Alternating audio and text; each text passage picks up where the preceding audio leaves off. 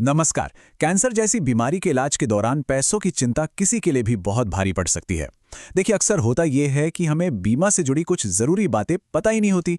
तो आज हम उन्हीं कुछ आम गलतफहमियों को दूर करने की कोशिश करेंगे ताकि इलाज शुरू करने से पहले सारी जानकारी हमारे पास हो। ये एक ऐसा सवाल है जो लगभग हर परिवार के मन में आता है कि क्या हेल्थ इंश्योरेंस सच में इलाज का पूरा 100% खर्च उठाएगा। तो चलिए आज इसी सवाल की तह तक जाते हैं और जानते हैं कि सच्चाई क्या है। इस पूरे टॉपिक को आसानी से समझने के लिए हम इसे 4 हिस्सों में देखेंगे। सबसे पहले हम 100% कवरेज के मिथक के बारे में बात करेंगे, फिर पॉलिसी में छिपी सीमाओं को समझेंगे, इसके बाद अप्रूवल का प्रोसेस क्या होता है ये जानेंगे और आखिर में आपको सही सवाल पूछने के लिए एक गाइड भी देंगे। तो चलिए सबसे पहले उस आम धारणा को तोड़ते हैं कि भाई इंश्योरेंस पॉलिसी है तो मतलब सब कुछ कवर हो ही जाएगा। असलियत में कहानी थोड़ी अलग है।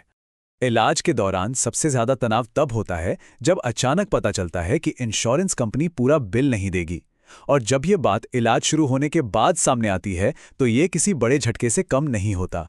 तो फिर असल में होता क्या है? देखिए, पॉलिसी में ना कमरे के किराए पर एक लिमिट हो सकती है या कोपेमेंट हो सकता है जहां बिल का एक हिस्सा खुद देना पड़ता है। इतना ही नहीं, कुछ नॉन मेडिकल चीज़ों या खास प्रोसीजर पर भी एक ऊपरी सीमा यानी कैप्स हो सकते हैं। इन शर्तों को पहले ही समझ लेना बहुत ज़रूरी है। ठीक है, तो अब हम ये तो जान गए कि 100% कवरेज एक मिथक है। तो चलिए अब ये देखते हैं कि पॉलिसी की ये सीमाएं आखिर काम कैसे करती हैं। यहीं पर छोटी छोटी डिटेल्स बहुत बड़ा फर्क ला सकती है। चलिए कमरे के किराए के लिमिट से शुरू करते हैं। ये एक ऐसी डिटेल है जिसके बारे में ज्यादातर लोगों को तब पता चलता है जब डिस्चार्ज के बाद बिल हाथ में आता है। आप जो कमरा चुनते हैं वो आपके पूरे क्लेम अमाउंट पर असर डाल सकता है। इसको ना एक छोटे से उदाहरण से समझते हैं। मान लीजिए आपकी पॉलिसी 5,000 रुपये तक के कमरे की इजाजत देती है, लेकिन आपने 10,000 रुपये वाला कमरा ले लिया। अब आप सोचेंगे कि सिर्फ 5,000 रुपये का फर्क खुद देना पड़ेगा, है ना? लेकिन ऐसा नहीं है और इसका नतीजा काफी चौंकाने वाला हो सकता है। बीमा कंपनी सिर्फ कमरे के किराए का फर्क नहीं काटती, बल्कि वो पूरे बिल को उसी अनुपात में कम कर सकती है। मतलब अगर आपने दोगुने किराए वाला कमरा लिया तो डॉक्टर की फीस से लेकर दवाइयों और टेस्ट तक हर खर्च पर कवरेज आधा हो सकता है। ये एक बहुत बड़ा फाइनेंशियल शॉक हो सकता है। एक और बहुत जरूरी शब्द है सब लिमिट्स। इसे ऐसे समझिए, मान लीजिए आपकी पॉलिसी की कुल लिमिट 10 लाख रुपए है, लेकिन हो सकता है कि कीमोथेरेपी जैसे किसी खास इलाज के लिए सिर्फ 2 लाख की ही लिमिट तय हो। ये आपकी कुल बीमा राशि के अंदर एक छोटी अलग से लिमिट होती है। और ये सब लिमिट्स अक्सर कैंसर के महंगे इलाजों पर ही लागू होती हैं, जैसे कीमोथेरेपी की दवाएं, टारगेटेड थेरेपी, इम्यूनोथेरेपी या फिर कुछ खास तरह के ऑपरेशन। इसलिए अपनी पॉलिसी में ये चेक करना बहुत बहुत जरूरी है। अब बात करते हैं उन छोटी छोटी चीजों की जिन्हें अक्सर हम नजरअंदाज कर देते हैं, यानी नॉन मेडिकल कंज्यूमेबल्स। ये वो सामान हैं जो इलाज में इस्तेमाल होते हैं पर हो सकता है कि बीमा कंपनी इनके पैसे ना दे, जैसे कि ग्लव्स, मास्क, सिरिंज और दूसरी डिस्पोजेबल चीजें। ये एक एक करके तो सस्ती लगती हैं, लेकिन जब इलाज लंबा चलता है तो इनका कुल खर्च हजारों में पहुंच सकता है और ये सारा खर्च जेब से देना पड़ता है। चलिए अब आगे बढ़ते हैं और ये देखते हैं कि इलाज के लिए बीमा कंपनी से मंजूरी लेने का जो प्रोसेस है वो कैसे काम करता है। इसमें प्लानिंग और सही कागजात बहुत मायने रखते हैं।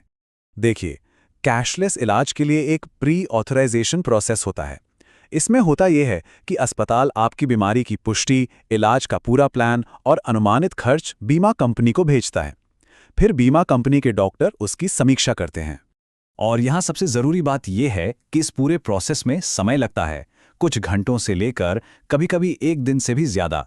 इसलिए पहले से योजना बनाना बहुत ज़रूरी है ताकि आखिरी मिनट की भागदौड़ और तनाव से बचा जा सके। और हाँ, एक बात याद रखें, सिर्फ कैशलेस अप्रूवल मिल जाना ही काफ़ी नहीं होता। सही दस्तावेज तैयार रखना भी उतना ही ज़रूरी है ताकि प्रोसेस में कोई रुकावट ना आए। परिवारों को अक्सर मरीज का ID proof, insurance card, policy की कॉपी और पुरानी मेडिकल रिपोर्ट्स जैसे दस्तावेजों की जरूरत पड़ती है। अधूरे कागजात की वजह से अक्सर प्रोसेस में देर हो जाती है, जो उस तनाव भरी स्थिति में कोई नहीं चाहता। और अब हम आते हैं अपने आखिरी और सबसे जरूरी हिस्से पर। ये एक एक्शन गाइड है जो आपको सही जवाब पाने में मदद करेगी। तो सबसे महत्वपूर्ण कदम जो आप उठा सकते हैं वो ये है, इलाज शुरू करने से पहले हमेशा अस्पताल में जो इंश्योरेंस हेल्प डेस्क होता है वहां जाकर बात करें। वे एक्सपर्ट होते हैं और आपकी पॉलिसी की बारीकियों को समझने में मदद कर सकते हैं। और जब आप उनसे बात करें तो ये 3 सवाल जरूर पूछें। पहला, बीमा पॉलिसी असल में क्या क्या कवर करेगी? दूसरा, कौन से खर्चे हमें जेब से देने पड़ सकते हैं? और तीसरा, क्या पॉलिसी में कोई सबलिमिट्स या दूसरी शर्तें हैं जिनके बारे में जानना जरूरी है? याद रखिए, हर चीज के बारे में साफ साफ पूछना और जानना मरीज का हक है। इससे न सिर्फ मन को शांति मिलती है, बल्कि इलाज की इस मुश्किल यात्रा में कंट्रोल भी महसूस होता है। तो आज की इस पूरी बातचीत का निचोड़ यही है कि जानकारी ही सबसे बड़ा हथियार है।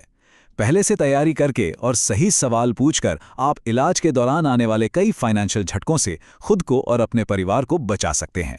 तो अब सवाल ये है कि आप अगला सवाल क्या पूछेंगे?